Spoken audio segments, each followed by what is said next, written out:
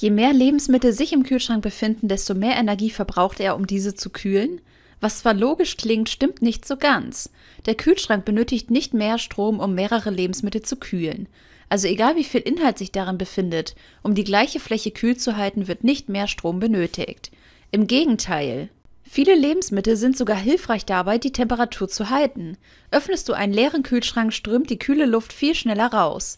Ein voller Kühlschrank gilt sogar effizienter, da die kalten Lebensmittel die Temperatur ähnlich wie Kühlpacks halten.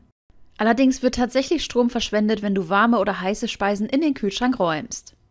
Möchtest du jetzt noch wissen, welcher Fehler bei der Waschmaschine dich extrem viel Geld kostet? Dann schaue dir das Video an, was ich dir an dieser Stelle verlinke.